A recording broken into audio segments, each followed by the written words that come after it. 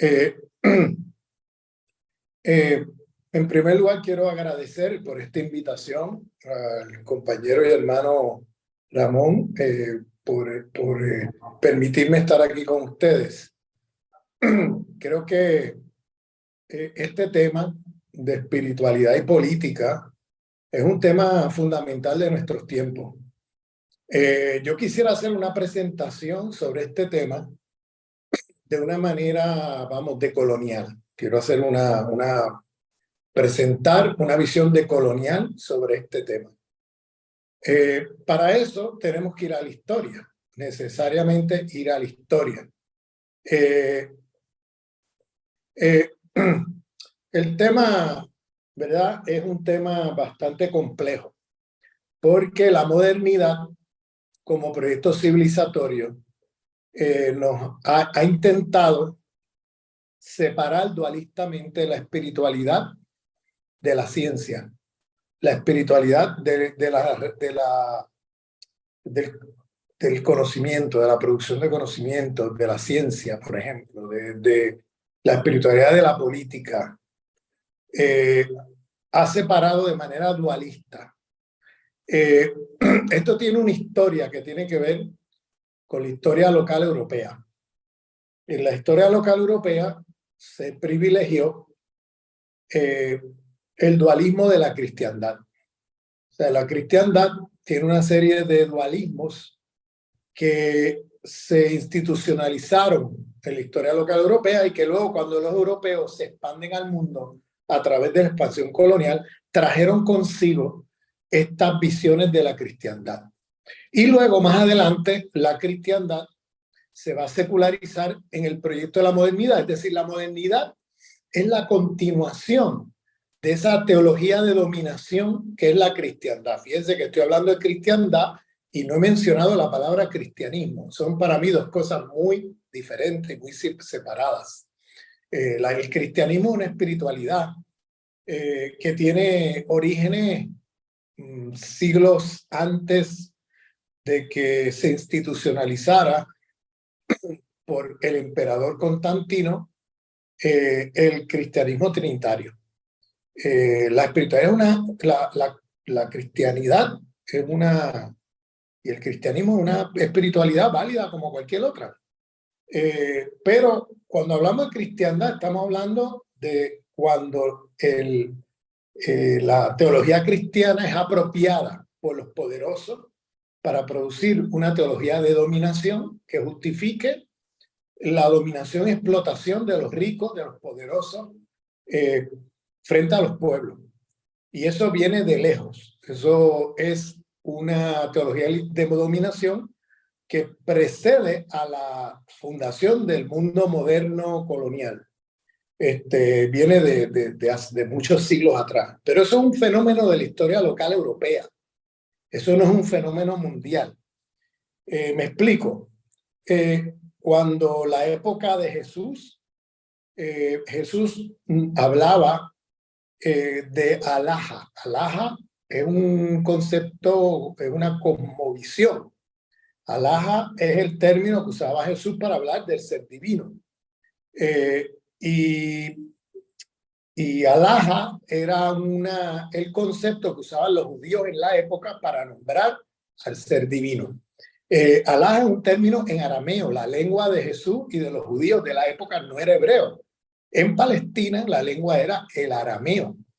Y esa Biblia aramea, que fue la primera Biblia, al traducirse al griego, y luego del griego al latín, y luego del latín a las lenguas contemporáneas, pues estamos perdidos en traducción, lost in translation, como dicen en inglés. Estamos perdidos en la traducción, porque se tradujo del arameo a el griego como primer paso, y la cosmología griega es muy diferente a la cosmología semita. Entonces hubo muchas cosas que al traducirse, pues se colonizaron con la cosmovisión griega.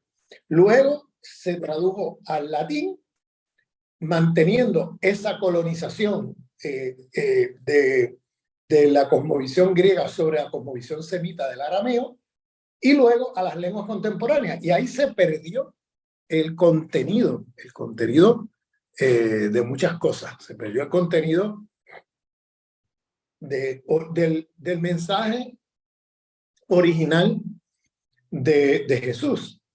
Entonces, esa Biblia original aramea tiene una serie de concepciones muy distintas a la de la cristiandad.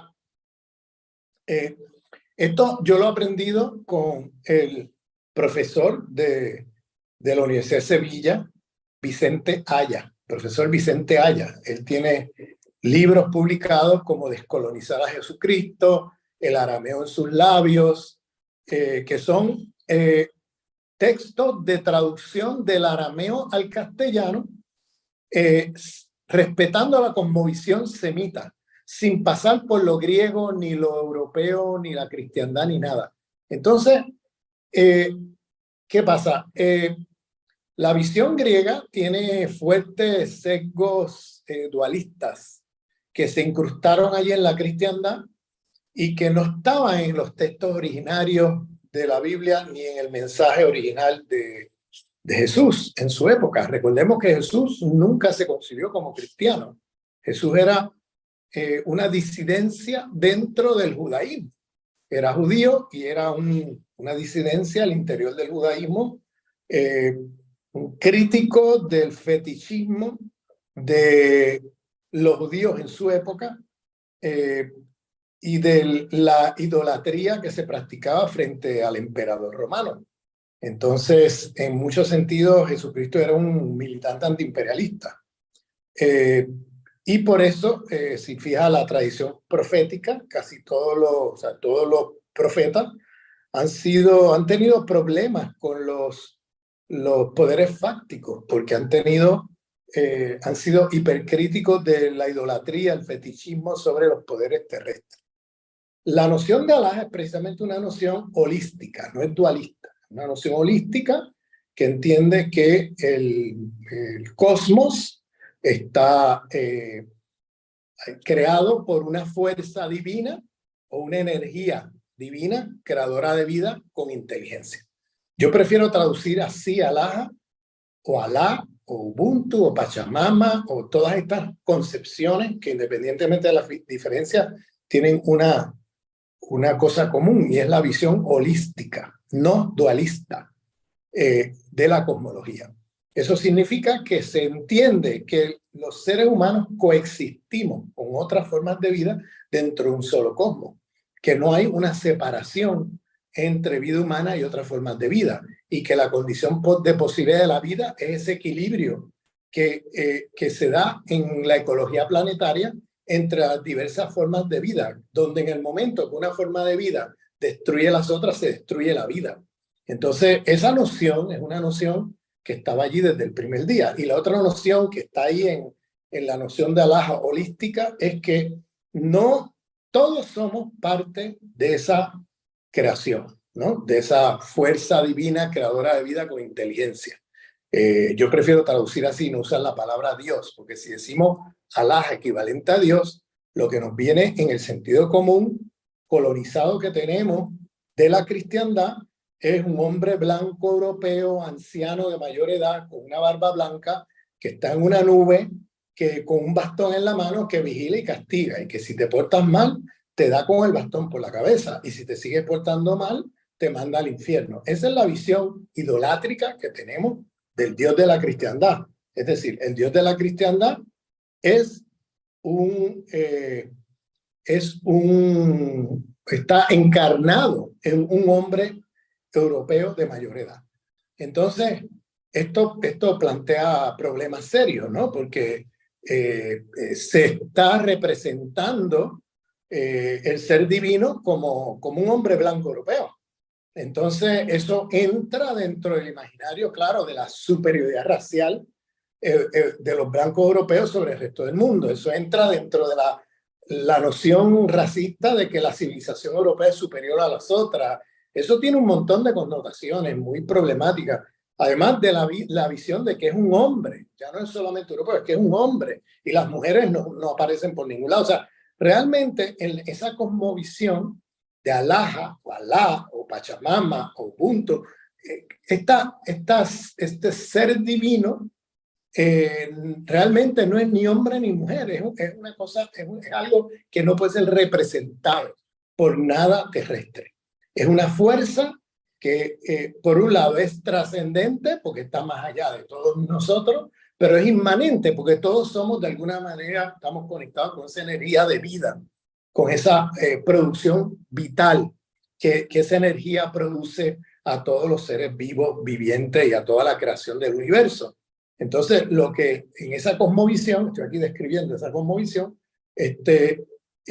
cualquier poder terrestre que se autodefina como representante de esa fuerza de Allah en la tierra es inmediatamente criticada como un intento idolátrico de reemplazar esa energía o representarla falsamente en un ser terrestre. En este caso, el faraón, en este caso, el emperador, dependiendo del momento histórico, pero ese intento de sacralizar los poderes terrestres como si fueran seres divinos es algo que la cosmovisión de Allah critica, porque en la cosmovisión de Allah estamos hablando de esa fuerza divina creadora de vida con inteligencia, de cual todos somos parte de esa creación, todos somos sagrados con letra minúscula porque somos parte de esa fuerza que ha creado la vida con inteligencia en el universo, pero nadie es sagrado con letra mayúscula porque nadie es esa fuerza. Todos somos inmanentes a esa fuerza, pero esa fuerza a su vez está más allá, es a su vez trascendente. Esto rompe con el dualismo trascendente inmanente de la filosofía eurocéntrica. Esto tiene las dos cosas al mismo tiempo, porque no es dualista, es holístico. Entonces, ¿qué significado tiene esto? Bueno, pues que los seguidores de esta noción inmediatamente entran en conflicto con los poderes terrestres, porque si tú desacralizas al emperador romano diciendo que tú eres sagrado con letra minúscula porque tú eres como cualquier otro, tú no eres perfecto, tú eres falible y por tanto tú puedes ser sometido a la crítica. Entonces, esa noción es una noción que desacraliza, desfetichiza los poderes terrestres y pone a los poderes terrestres como uno más y pone por encima de esos poderes terrestres esta fuerza divina creadora de vida con inteligencia, donde ningún poder terrestre es esa fuerza, ningún poder terrestre puede idolatrarse o fetichizarse sacralizándose como si fuera representante de esa fuerza en la tierra y por tanto inmediatamente se abre la posibilidad de la crítica política, es decir, la desacralización de los poderes terrestres, es decir, ser ateo frente a los poderes terrestres es la condición de posibilidad de la crítica, como nos recuerdan los teólogos de liberación de América Latina. Si tú fetichizas o sacralizas un poder terrestre, pues tú no puedes hacer crítica, porque vas a fetichizarlo, vas a sacralizarlo, lo vas a ver como algo sagrado y por tanto como algo perfecto, algo que no puede ser sometido a crítica. Entonces ahí hay un problema. Los teólogos de liberación de América Latina siempre nos han recordado que parte de la tradición profética es precisamente desacralizar los poderes terrestres, fetichizarlos, desidolatrarlos, ponerlos en su lugar, porque eso es lo que permite, poner en perspectiva la posibilidad de la crítica política a los poderes terrestres. Aquí ves cómo una tradición espiritual puede ser importante para la producción de crítica política. ¿Ves? ¿Qué pasa?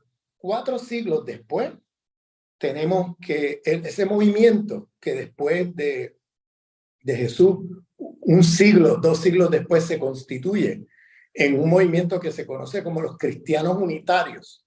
O sea, el cristianismo unitario el cristianismo unitario es las enseñanzas de Jesús en arameo, donde en la Biblia aramea Jesús no era un hijo de Allah.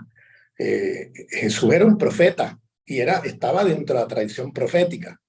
Jesús, la noción dentro de esa tradición no era holística, no había el dualismo. Entonces, ese movimiento que desacralizaba los poderes terrestres se convirtió en un movimiento antiimperialista frente al Imperio Romano y al emperador romano, porque le decía, el mensaje era, el imperio y el emperador pueden ser sometidos a la crítica porque ninguno de ellos es realmente sagrado. Todos son ninguno es representante de Alá en la tierra. Alá está más allá. Ellos son creados por esa misma fuerza que crea a cualquier otro en el planeta Tierra, a cualquier otro ser viviente, pero ellos no son esa fuerza en sí. Por tanto, ellos no son ni perfectos, ni sagrados, ni algo a lo cual hay que idolatrar, sino que son seres humanos como cualquier otro que cometen errores y que por tanto pueden someterse a la crítica. Eso inmediatamente se convirtió en un desafío para el poder romano y el emperador romano en la época. Y por eso el movimiento de los cristianos unitarios fue un movimiento antiimperialista que poco a poco empezó a poner en jaque al Imperio Romano. Y ya para el siglo IV, cuando ese movimiento era lo suficientemente fuerte, el Imperio Romano, dirigido por Constantino en ese momento, deciden, bueno, si no puedo contra ellos, únete a ellos. O sea, si ese movimiento antiimperialista está poniendo en jaque el poder del imperio, pues vamos a hacernos cristianos. Y es cuando el Imperio Romano adopta la identidad cristiana, pero ya no pueden adoptar la identidad cristiana como siguiendo la propia cosmovisión de Alá, porque sería como dispararse su propio pie. Si tú quieres resacralizar al imperio haciéndote cristiano, se ven obligados a tener que cambiar la cosmovisión, es decir, la teología del cristianismo unitario. Y lo tienen que cambiar porque pierde el propósito el de hacerse cristiano para sacralizarse y decirle a los cristianos unitarios, no me combatas porque yo soy cristiano como tú, entonces no tienes por qué atacarme. Entonces ellos intentan neutralizar al movimiento antiimperialista de los cristianos unitarios, pero al mismo tiempo no pueden dejar la cosmovisión de los cristianos unitarios porque esa cosmovisión es desfetichizadora de los poderes terrestres. Y entonces el emperador no se va a poder resacralizar. Para eso tienen que entonces cambiar la teología, la cosmovisión. Y entonces en el Congreso de Nicea del 425, creo que es el año, se decide entonces ahí la adopción de la concepción del cristianismo trinitario. El cristianismo trinitario, el Padre, el Hijo, el Espíritu Santo, establece ahí una serie de dualismos. Rompe con la visión de la diferencia en la unicidad, de la visión holística, de diferencia en la unicidad, de la concepción cosmológica de Alá de los cristianos unitarios, sino que ahora se va a hacer una separación, un dualismo en la nueva concepción del cristianismo trinitario. Entonces se va a establecer, en primer lugar, que la analogía de que Dios envió a su Hijo a la tierra y que en ausencia de Dios, el emperador es el representante, en ausencia del Hijo, el emperador es el representante de Dios en la tierra. Eso es por analogía. Entonces se empieza a sacralizar al emperador como representante de...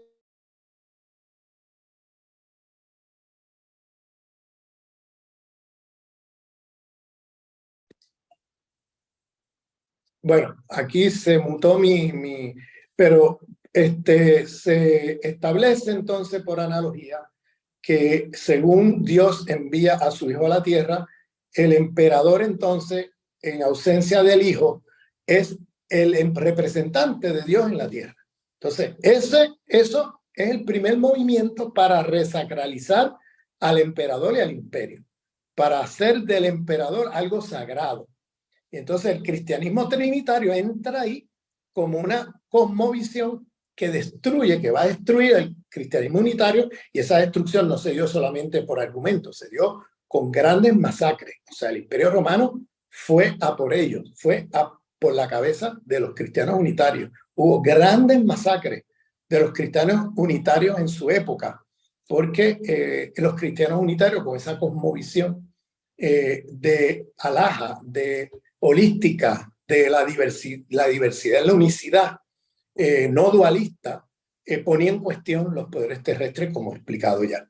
Y entonces la necesidad del Imperio Romano de destruir esa cosmovisión, de destruir a los cristianos unitarios, de perseguirlos, de masacrarlos, ¿no? Para imponer el cristianismo trinitario, que va a imponer entonces una visión que resacraliza al emperador y además establece dualismo.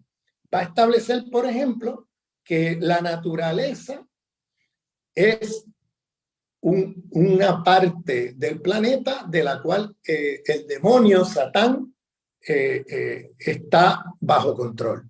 En cambio, las fuerzas divinas son las fuerzas del emperador, del imperio y de sus seguidores. Y todo el que sea disidente lo expulsan del lado de Satán, del demonio, de las fuerzas maléficas. Y ese dualismo entre las fuerzas de la naturaleza y las fuerzas de las autoridades políticas de la época, ese dualismo va a ser constitutivo en la nueva cosmovisión de la cristiandad. Esto es ya la cristiandad, esto ya no es cristianismo. Aquí ya estamos en la cristiandad, donde se va a establecer una teología de dominación que va a fetichizar al emperador, a los poderosos, a los ricos, a los que dominan, que los va a justificar en su dominio, que los pueblos oprimidos por ellos tienen que de alguna manera someterse pasivamente porque, claro, son sagrados, son los representantes de Dios en la tierra. Entonces, con esta nueva cosmovisión es que comienza lo que conocemos como la cristiandad, y eso fue en el siglo IV después de Jesús, y fue bajo la dirección del emperador Constantino. Entonces, menciono esto porque en muchos sentidos el mundo moderno, la modernidad, es la continuidad de las narrativas de la teología de dominación de la cristiandad. O sea, el mundo moderno lo que hace es que agarra toda una serie de narrativas de los dualismos de la cristiandad y los va a secularizar, le va a quitar el elemento teológico, pero los va a mantener allí bajo un lenguaje cientificista, bajo un lenguaje secularista, entre comillas, porque no es otra cosa que la cristiandad misma, pero ahora esa teología de dominación, pero ahora secularizada a nombre de la ciencia, no a nombre de Dios, del Dios de la cristiandad o de la iglesia o de la religión de la cristiandad, sino a nombre ahora de la nueva religión que va a ser la ciencia moderna. Entonces, ¿qué pasa? En el mundo de la cristiandad hubo un problema serio con poder hacer filosofía, con poder hacer filosofía política, con poder hacer ciencia, por poder pensar críticamente. Era imposible bajo la cristiandad porque con el dualismo que ellos establecieron era muy difícil para un científico experimentar con las fuerzas de la naturaleza sin que fueras acusado de estar jugando con las fuerzas del demonio. Entonces, lo que pasaba era que perseguían a los científicos. Los científicos eran en un primer momento bajo la cristiandad del Imperio Romano crucificados y en un segundo momento bajo la cristiandad del sistema medieval feudal europeo eran quemados vivos, te quemaban vivo. Y entonces lo mismo pasaba con las mujeres. Hubo quema de brujas. ¿Por qué? Porque las mujeres en el patriarcado de la cristiandad eran sospechosas de estar del lado de la naturaleza, de ser clasificadas de ese lado y sospechosas de estar jugando con las fuerzas del demonio, porque eran objeto de tentación, ¿no? Para los hombres, entre comillas, y por tanto eran vistas como sospechosas siempre de alguna manera ser manipuladas por el demonio. Entonces, bueno, unas matanzas de millones de mujeres en territorio de lo que hoy llamamos Europa, quemadas vivas acusadas de brujas. No era solamente los científicos, es que también quemaron mujeres vivas, también masacraron pueblos que eran acusados por tener otra espiritualidad, otras creencias, pues los masacraban, los perseguían. Los judíos eran pueblos perseguidos por miles de años en la Europa de la cristiandad. Los pueblos también con otras espiritualidades, como los cátaros, por ejemplo, fueron masacrados por la cristiandad porque tenían otras creencias, tenían visiones holísticas, no dualistas, tenían otro modo de vida, otro modo de ser y estar en el mundo. Eran pueblos indígenas del territorio europeo que fueron masacrados. Entonces, muchas de las mujeres que fueron quemadas vivas eran mujeres que transmitían de forma oral, de generación en generación, una cosmovisión originaria del territorio europeo, de los pueblos originarios de Europa. Hoy día, cuando decimos que eran mujeres indígenas, la gente imagina que son mujeres con piel oscura, o eso es una visión racialista hoy, ¿no? Eran mujeres que pueden ser con pelo, o sea, rubio, de ojos azules, blancas, y eran indígenas por su cosmovisión y su modo de vida.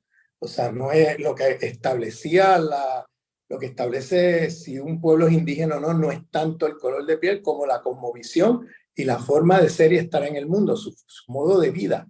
Entonces, eso en su momento pues fue masacrado, ¿no? Ahora, aquí tenemos un asunto muy importante, y es que con respecto al tema de hoy, y es que en la Europa de la cristiandad era incompatible hacer ciencia y tener espiritualidad. Estas dos cosas andaban separadas una de la otra, porque si tú en la espiritualidad de la cristiandad, con ese dualismo que establecía que la naturaleza era un área de control de las fuerzas del demonio, de Satán, en ese dualismo, pues era imposible poder hacer experimentos científicos, poder hacer nada que cualquier experimento que se hiciera con las fuerzas de la naturaleza era inmediatamente sospechosa de estar jugando con las fuerzas del demonio. Usted iba a ser perseguido, quemado vivo, torturado por la Inquisición, etc. Entonces, en la historia local europea, durante un periodo de 1400 años, desde el siglo IV hasta el siglo todavía XVII, hubo un periodo de oscurantismo, porque era imposible poder hacer ciencia, era imposible poder hacer filosofía. Los griegos fueron proscritos. La filosofía griega, la ciencia, la geometría griega, las ciencias griegas fueron totalmente censuradas por un periodo de 1400 años. Entonces, esto es importante decirlo, porque se tiene la idea falsa de que Europa es la cuna de la ciencia, es la cuna del conocimiento. Europa era una aldea empobrecida, marginal y oscurantista en el mundo, desde las reformas de Constantino en adelante. Las civilizaciones del resto del mundo, la civilización islámica que la tenía Europa de frontera, la China, los aztecas, los mayas, los incas, las civilizaciones bantú en África, las diversas civilizaciones que había en África estaban de lejos mucho más avanzadas que la Europa de la cristiandad con respecto a ciencia y tecnología. O sea, todos los avances científicos y tecnológicos en esa época eran fuera de Europa, porque en Europa era imposible poder hacer ciencia y poder hacer filosofía o poder tener pensamiento crítico o poder desarrollar tecnología, porque todo eso era inmediatamente vigilado como sospechoso y la gente era perseguida. Entonces, por tanto, la ciencia se desarrolla en otros lugares del mundo. En el periodo inicial, cuando Europa se expande al mundo a través de la expansión colonial, empiezan a darse cuenta que tienen necesidad de ciencia, de conocimiento científico, de tecnología para el proceso de la colonización. Se estaban enfrentando a civilizaciones que estaban de lejos mucho más avanzadas que ellos en conocimientos y en tecnología, y y entonces se vieron en la obligación de tener que hacer algo para desarrollar su ciencia. En un primer momento, como ellos no tenían ciencia desarrollada, pues empezaron a hacer lo que yo llamo extractivismo epistémico, es decir, empezaron a extraer conocimientos científicos, filosóficos, etcétera, de otras civilizaciones, sobre todo la civilización islámica, que las tenían de frontera. O sea, si hubieran tenido de frontera a China o a los aztecas, pues quizá ellos hubieran bebido de esas otras civilizaciones, pero de quien bebieron en un primer momento para poder hacer ciencia fue de la civilización islámica, que estaba de lejos mucho más avanzada en términos de tecnología y ciencia con respecto a lo que era la Europa medieval, oscurantista, empobrecida de la época. Entonces, ellos acuden a tomar de la civilización islámica conocimiento, sobre todo a través de Al-Ándalus, esa parte de la civilización musulmana que se encontraba asentada en la península ibérica, dentro del territorio de lo que llamamos Europa. Entonces, ¿qué hicieron?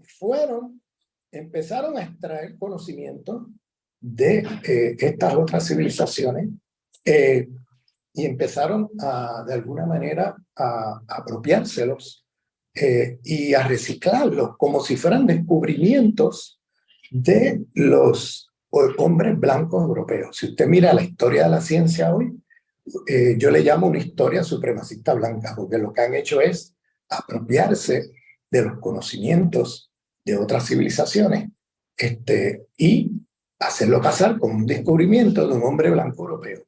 Pongo el ejemplo siempre de Copérnico. Copérnico, el que supuestamente celebramos por la persona que descubrió que la Tierra no es el centro del universo, sino que la Tierra gira alrededor del Sol.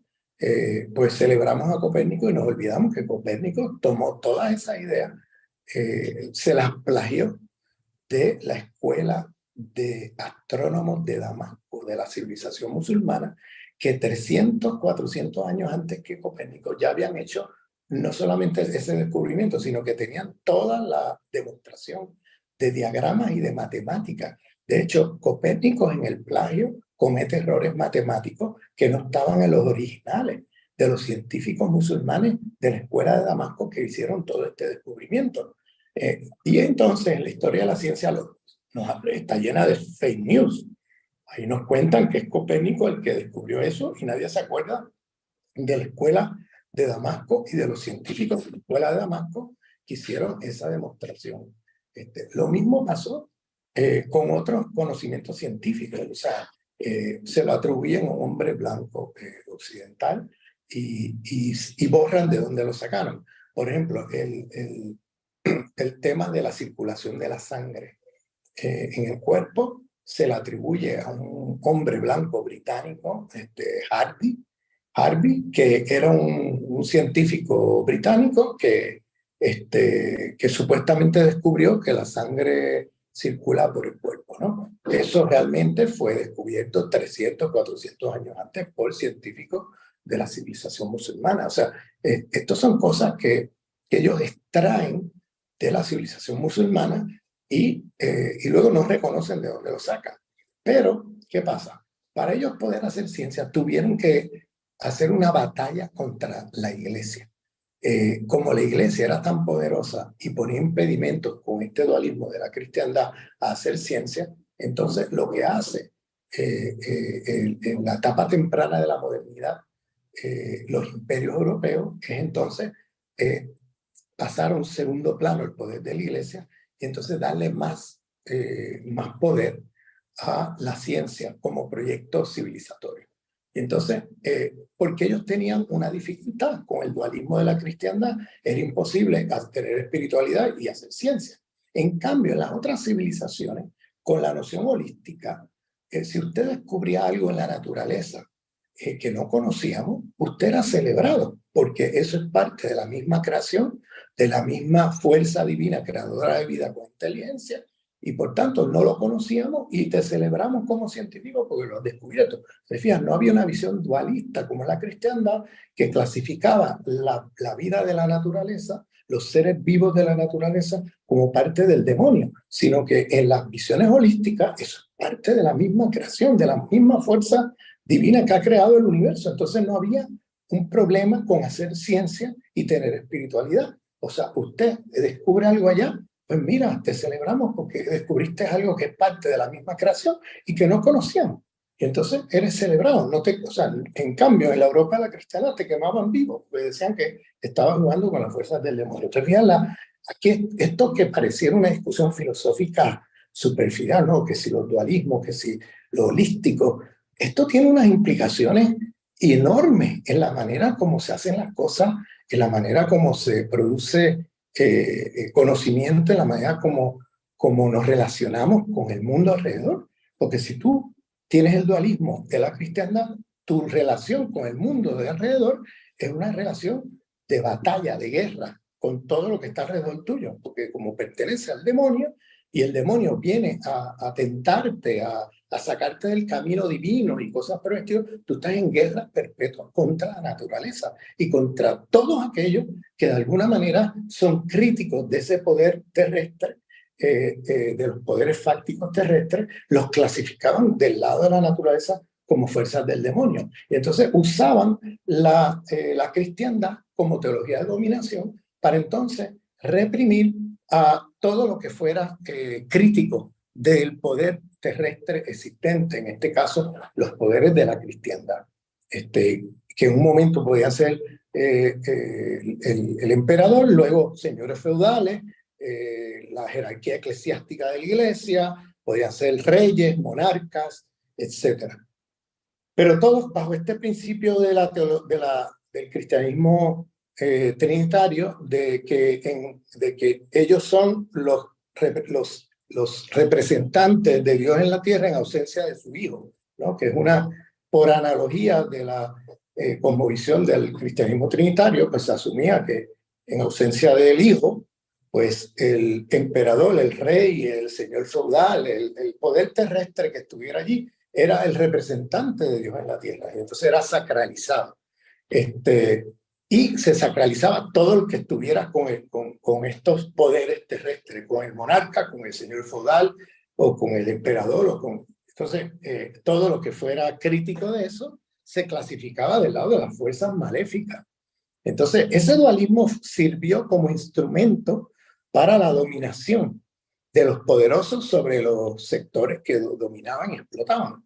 Entonces, en cambio, en el resto de las culturas del mundo, independientemente de las diferencias en las cosmovisiones y las diversas civilizaciones que existían, tenían en común esta noción holística, esta noción de que todos somos seres vivientes creados por una fuerza divina, creadora de vida con inteligencia, y que todos coexistimos dentro de este cosmos, y que por tanto las diversas formas de vida son parte de la creación de la misma fuerza divina, creadora de vida con inteligencia, no son parte del demonio, ni del diablo, ni de algo negativo. Entonces, esto plantea una relación con la naturaleza también muy diferente, porque ya va a haber una visión de coexistencia y de equilibrio en la relación entre humanos y otras formas de vida, entre humanos y naturaleza, donde tienes que tener cuidados a la hora de producir y de hacer producción con la naturaleza, y la tecnología que vayas a producir tiene que tener allí una visión holística, de que si tú destruyes la vida, se constituye en esa interacción entre vida humana y otras formas de vida, y si tú destruyes las formas de vida alrededor tuyo, destruyes la vida, te destruyes a ti mismo. Entonces, ese sentido común que da una visión, una cosmología holística, no estaba en la cosmología de la cristiandad por el dualismo. Entonces, el mundo moderno tuvo que sacarse de encima la iglesia, ¿bien?, para poder hacer ciencia. Pero se sacan de encima la iglesia, pero reciclan la cosmovisión de la cristiandad. Es decir, transforman la ideología hegemónica de la cristiandad, pero le quitan el barniz teológico, pero la mantienen bajo un nuevo discurso que se va a llamar el discurso de la ciencia. Pongo un ejemplo. René Descartes, que es ese filósofo europeo del siglo XVII, que se considera el primer filósofo moderno, fíjate que él establece un dualismo entre hombre y naturaleza. Y ese dualismo no es otra cosa que la secularización del dualismo de la cristiandad entre lo humano y la naturaleza.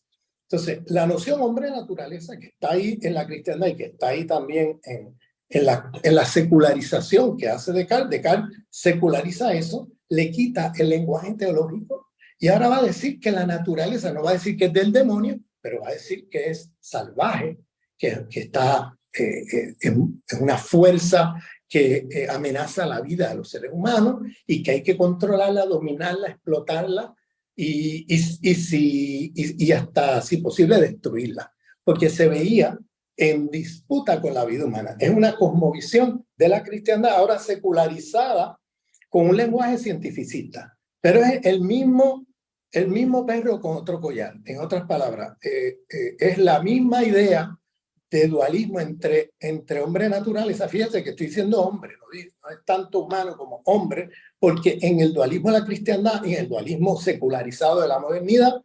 entre hombre y naturaleza, las mujeres eran consideradas fuerzas, en ese patriarcado de la cristiandad, fuerzas sospechosas de ser tentadas y dominadas por las fuerzas del demonio y por tanto de estar más del lado de la naturaleza que del lado de los humanos. Entonces, ahí hay un patriarcado, ¿no?, que está ahí metido en esta visión dualista, pero también hay un racismo, porque entonces los pueblos originarios, los pueblos africanos, pueblos originarios eran clasificados como animales, es decir, como parte de la naturaleza y como parte de pueblos paganos dominados por el demonio, con fuerzas demoníacas. Era el lenguaje que se usaba en la época. Es decir, ese dualismo se mantuvo en el mundo moderno, quitándole el barniz teológico y ahora haciendo de los seres, estos seres salvajes, bárbaros, del que se hablaba antes durante la cristiandad, hacerlo ahora seres racialmente inferiores. ¿Bien? Y entonces lo que tenemos en el mundo moderno es una secularización de estas narrativas de la cristiandad, camuflajeadas ahora como con un lenguaje cientificista. Fíjense cómo en el debate de Sepúlveda y las casas a mediados del siglo XVI, ese debate sobre si los pueblos encontrados en las Américas son humanos o no, este tipo de debate, fíjense cómo Ginés Sepúlveda sostenía la idea de que estos son pueblos sin alma, por tanto no es un pecado a los ojos de Dios esclavizarlos, estos son como animales en la fauna, como si usáramos un caballo o una vaca en el proceso productivo, pues lo mismo es si usamos un pueblo indígena en las Américas, porque son animales como en la fauna como cualquier otro, y los puedes incorporar en el proceso de producción sin que sea de manera forzada, ¿no?, sin que sea un pecado a los ojos de Dios, porque no tienen alma, son animales.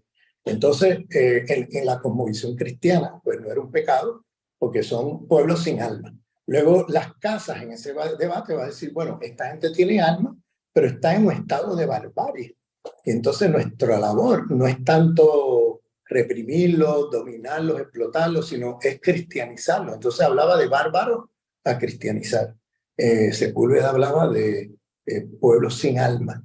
Entonces, cuando pasamos al siglo XVIII y XIX, es decir, cuando ahora la autoridad del conocimiento pasa de la teología de la cristiandad a la nueva teología de la cientificidad o la pseudociencia moderna, entonces lo que se hace es que el discurso teológico de Ginés Sepúlveda de pueblo sin alma pasa a ser, en el siglo XIX, pueblo sin la genética humana, usando ahora un lenguaje biologicista. Pueblo sin la genética humana, más adelante pueblo sin el ADN humano. En el caso de las casas, el bárbaros a civilizar, en el siglo, a cristianizar, bárbaros a cristianizar, pasa a ser en el siglo XIX con las pseudociencias sociales y sobre todo la antropología, primitivos a civilizar. Primitivos a civilizar. Fíjense que es el mismo perro con otro collar. Es el mismo contenido del lenguaje de la cristiandad, pero ahora secularizado como bajo una nueva autoridad de conocimiento, que es esta ciencia moderna. Problema con la ciencia moderna es que esa ciencia moderna, al extraer el conocimiento de otras civilizaciones, sobre todo la civilización musulmana en primer momento, se apropian de su conocimiento y dejan de lado la espiritualidad. Es decir, todos los pueblos, como no había contradicción entre ciencia y espiritualidad, la ciencia en la civilización musulmana se hacía junto con una cosmovisión islámica, tiene una espiritualidad islámica, es decir, habían cierta ética, ciertos límites a lo que era posible hacer y lo que no era posible hacer. En la ciencia moderna, cuando se apropian de este conocimiento, dejando de lado la espiritualidad, y lo que se hace es entonces dejar apropiarse entonces del contenido de esa ciencia, pero al dejar de lado la espiritualidad, hacen una ciencia sin espiritualidad. Y la tenían que hacer así porque tenían que sacarse de encima a la iglesia, en la cristiandad. Entonces, lo que ocurre ahí es que empieza a producirse una ciencia sin espiritualidad. ¿Qué pasa? Una ciencia sin espiritualidad es una ciencia sin ética. Una ciencia sin ética es una ciencia sin límite. Una ciencia sin límite es una ciencia donde todo vale. Una ciencia donde todo vale es una ciencia destructiva de la vida. Porque ahora el nuevo fetiche, la nueva autoridad de conocimiento es la ciencia moderna. Y a nombre de la ciencia, tú puedes hacer una bomba atómica a nombre de un conocimiento científico y entonces hacer un proceso que destruye la vida. Pero como se hace a nombre de la ciencia y se privilegia la ciencia sobre cualquier otra cosa, pues siempre que sea justificado por la ciencia, puedes hacer un arma mortal y está justificado porque se hace a nombre de la ciencia. Entonces, hay una ciencia sin ética, una ciencia que destruye la vida, es una ciencia que no tiene los cuidados de la racionalidad de reproducción de la vida. Cuando se hacía tecnología en las civilizaciones con cosmología holística, se tenía cuidado en cómo se trabajaba las tecnologías para no destruir la vida alrededor, para permitir una racionalidad de reproducción de la vida, que no se destruya, sino que se contribuya a reproducir la vida. ¿Qué pasa? En la secularización de la cosmovisión de la cristiandad en el mundo moderno, lo que se hizo fue una ciencia destructiva de la vida, porque se dejó de lado la parte de la espiritualidad, la ética, los límites que tienes que tener a la hora de hacer ciencia, y en la producción de tecnología, al tener una cosmovisión dualista, que se creía, ¿verdad?, que la vida de los seres humanos se podía producir y reproducir de manera insulada de las otras formas de vida, porque había el dualismo ontológico entre los humanos y la naturaleza. Entonces ahí se cayó en la idea estúpida de que la vida humana podía seguir aún tú destruyendo todo lo que está alrededor, porque se asumía con el dualismo cartesiano, que es la secularización del dualismo de la cristiandad, de que si tú destruyes la vida alrededor tuyo, la vida humana sigue, porque lo has concebido, la vida humana, ontológicamente separada de manera dualista de las otras formas de vida. Entonces, esto hace que entonces la ciencia moderna se convierta es parte de ese proyecto civilizatorio de muerte de la modernidad, destructivo de la vida. Porque la ciencia moderna, al no tener límite y al convertirse en un fetiche que se justifica a sí mismo, tiene allí la racionalidad de la destrucción de la vida, no tiene límite, hace cualquier cosa, produce tecnología sin tener los cuidados de no destruir la naturaleza alrededor, sino que produce tecnología que destruye todo alrededor, porque como ha concebido que la vida humana va a seguir independientemente de lo que ocurra alrededor, porque has concebido que la vida humana está ontológicamente separada de las otras formas de vida, pues entonces no tienen los cuidados a la hora de producir tecnología, de tener cuidado en términos de no destruir la vida, de reproducir la vida. Entonces, fíjense las consecuencias que tiene esta discusión para la vida en el planeta Tierra. Algo que parece una cosa superficial de discusión filosófica, es decir, una visión holística o dualista, pero miren las consecuencias que esto tiene.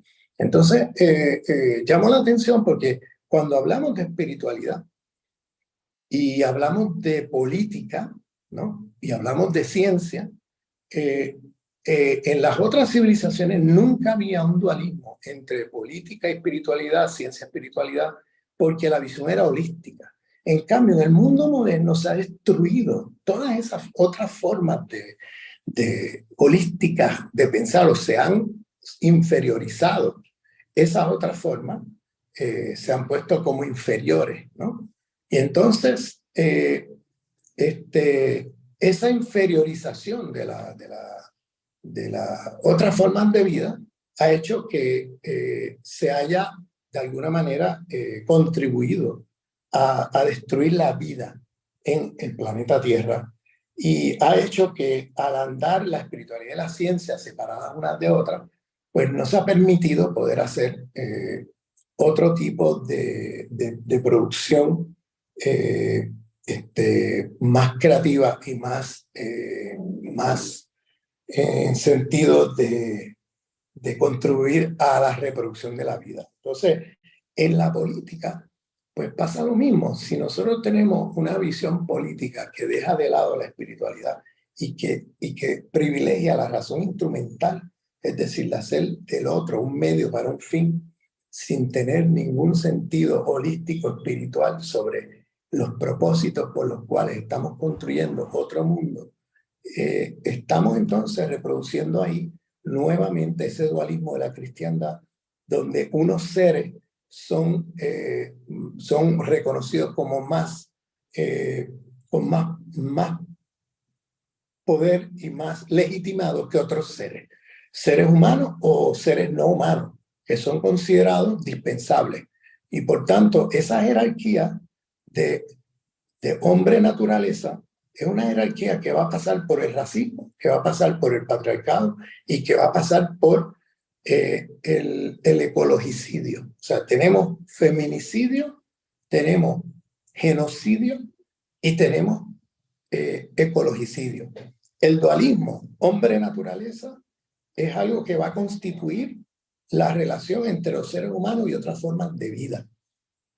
Y ahí tenemos la privilegio de la vida humana sobre otras formas de vida. Las otras formas de vida como negativas, como algo que hay que controlar y dominar, que hace que entonces no tengamos los cuidados y destruyamos la vida ecológica del planeta.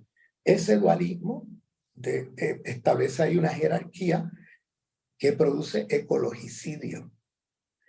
Ese mismo dualismo de hombre-naturaleza también entra en el patriarcado de la cristiandad y el patriarcado moderno, porque las mujeres son sospechosas de ser fuerzas malignas en la cristiandad y más adelante de ser fuerzas negativas, fuerzas histéricas, siempre se construye a la mujer como media salvaje, histérica, que no tiene control, que no tiene la inteligencia, etcétera. En ese mismo dualismo, donde la mujer aparece más cerca de la naturaleza que del mundo humano. Entonces, que en este caso los hombres, ¿no? Entonces, hace que haya ahí también una jerarquía patriarcal que se reproduce a partir de ese dualismo de la cristiandad, ahora secularizado en el mundo moderno, con el patriarcado moderno. Entonces, tenemos lo mismo con el racismo. Los pueblos inferiorizados racialmente, considerados animales. Entonces, y tratados como animales.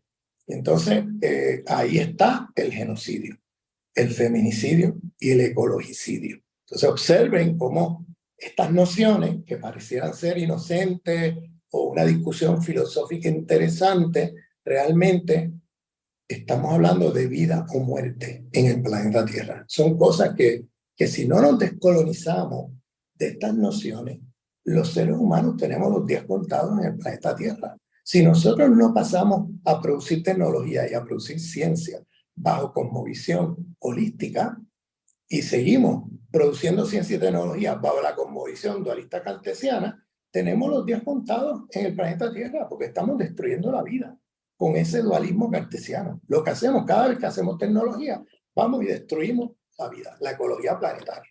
Entonces, aquí tenemos los días. Si no nos descolonizamos de eso, tenemos los días contados en el planeta Tierra. Si no nos descolonizamos del racismo, o sea, de el sexismo, de ese patriarcado de la cristiandad y de ese racismo que empezó siendo teológico en el siglo XVI entre las Casas y Sepúlveda y que hoy se ha secularizado, ¿no? Ese racismo bajo un racismo científico. Fíjense que la línea de Sepúlveda es lo que llamamos hoy el racismo biológico y la línea de las Casas es lo que llamamos hoy el racismo culturalista. Entonces, estamos hablando de cómo hasta la manera como se concibe el racismo hoy es una secularización de un debate teológico del siglo XVI.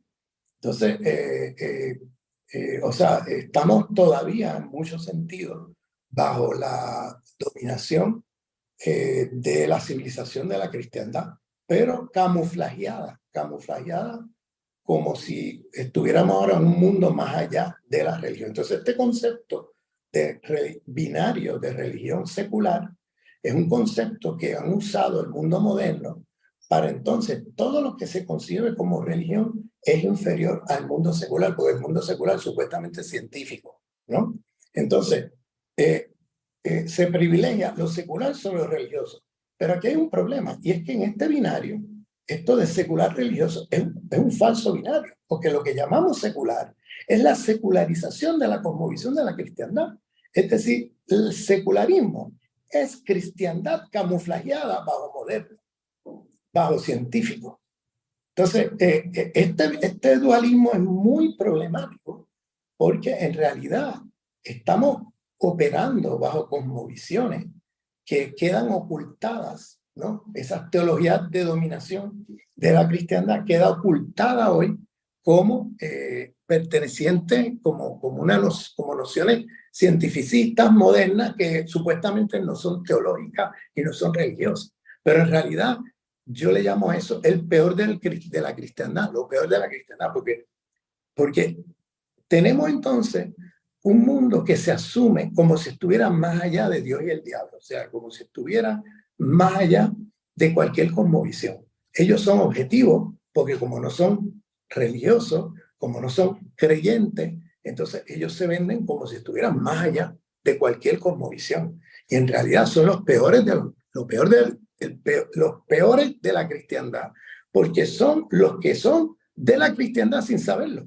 Ellos mismos ni saben que están operando bajo una cosmovisión de la cristiandad, que la han secularizado, le han quitado el barniz teológico, pero han mantenido todo el contenido de los dualismos, de ese pensamiento teológico de dominación que ahora pasa a ser una teología de dominación de la modernidad, pero ahora camuflajeada bajo el lenguaje cientificista.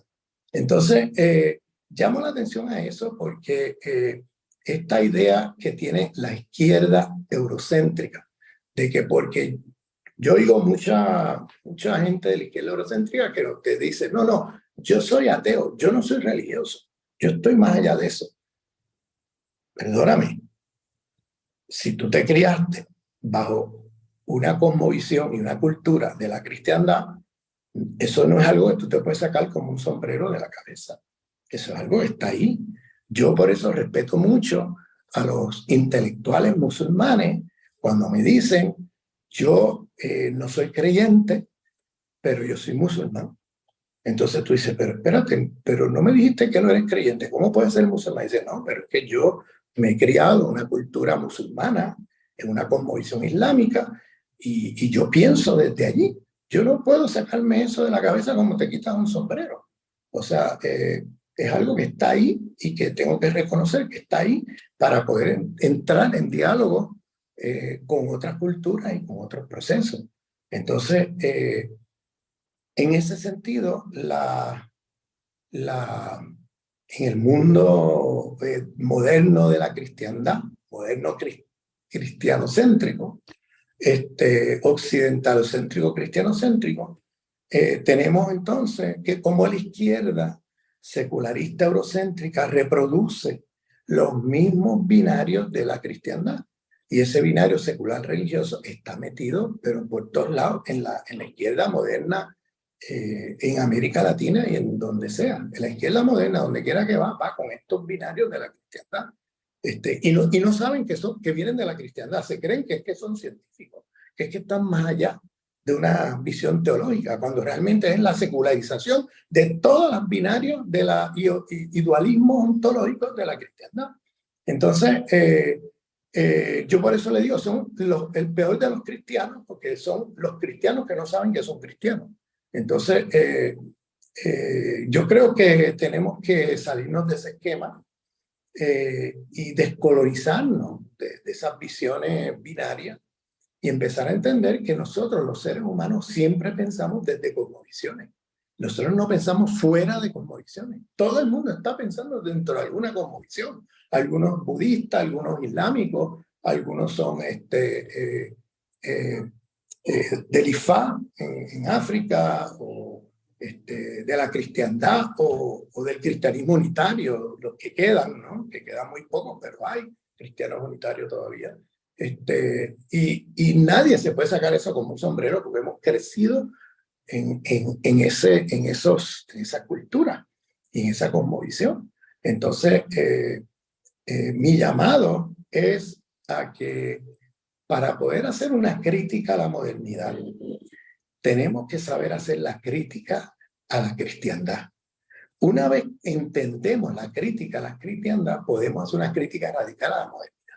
Porque la modernidad no es otra cosa que la secularización de los dualismos y los binarios de la cristiandad. Entonces, no podemos superar el mundo moderno capitalista si nosotros reproducimos la misma lógica de la civilización moderna contra la cual estamos luchando. Y son las que crean y constituyen el sistema capitalista existente. Entonces, no podemos ir contra ese sistema si vas a reproducir todas las lógicas de dominación de esta civilización. Y si vas a reproducir la racionalidad de destrucción de la vida, la racionalidad instrumental del sistema civilizatorio moderno.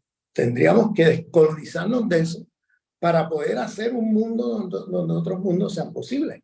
Porque si tú estableces una jerarquía pseudocientífica de que el pensamiento secular y científico es superior al pensamiento espiritual, estamos entonces en un mundo intolerante frente a otras cosmovisiones. El problema con la izquierda es que se anclaron en la historia local europea, es decir, asumieron la historia local europea como si fuera historia mundial.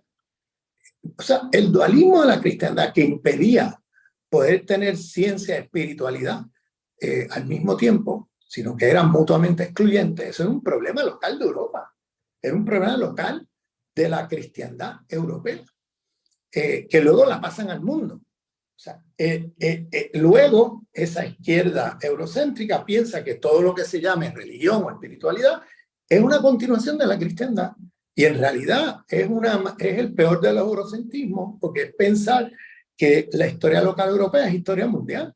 Y en realidad, mientras Europa sucumbió en el oscurantismo de la cristiandad, el resto del mundo tenía ciencia, tecnología, filosofía, teniendo ciencia y espiritualidad que eran mutuamente constitutivas, había imbricadas, eran holísticamente integradas. No había ningún problema con hacer ciencia y tener espiritualidad. Eso era un problema europeo. Pero ¿qué pasa? La izquierda eurocéntrica se tragó esa historia europea y ahora proyecta al resto del mundo lo que fue la cristiandad. Y piensan que ahora, si tú eres musulmán, pues tú eres oscurantista. O si tú eres indígena, tú eres supersticioso. Tú no haces ciencia, tú no puedes hacer ciencia. O sea, porque están asumiendo que todo lo que es espiritualidad es como la cristiandad, que se concibe como dualistamente separada de la ciencia y de la producción de conocimiento, sino que se concibe como separada, en lugar de concebirse como integrada. Por eso es que los mayas tenían el calendario más preciso del planeta Tierra a la altura de 1492, con capacidad de predicción de eclipses lunares, solares y fenómenos atmosféricos, como ningún otro calendario en el mundo. Y tenían espiritualidad, y eso era parte, su cosmovisión era parte de su producción científica, no estaba separado. Lo mismo el mundo musulmán, tenía una cosmovisión holística islámica, con el concepto de Tawhid, ¿no? Que es la diversidad en la unicidad, el concepto del uno, que a su vez está integrado por lo múltiple. Ese concepto del Tawhid está en todas las culturas fuera de la cristiandad. Está en el mundo de los pueblos originarios en las Américas, con el concepto de Pachamama, está en el concepto de Ubuntu en África, está en diferentes lugares del mundo con otros lenguajes, con sus diferencias entre una cosmovisión y la otra, pero tenían en común esta idea, ¿no? No dualista, holística. Y eso permitía entonces que se pudiera tener ciencia y espiritualidad y que se pudiera tener entonces una crítica política en la cual la propia cosmovisión te ayudaba a producir crítica política antiimperialista, antidominadora, porque cualquier poder terrestre que intentara sacralizarse inmediatamente era criticada bajo una noción holística no dualista que hemos explicado aquí. Entonces, creo que hasta aquí podemos parar ahora y abrirlo a discusión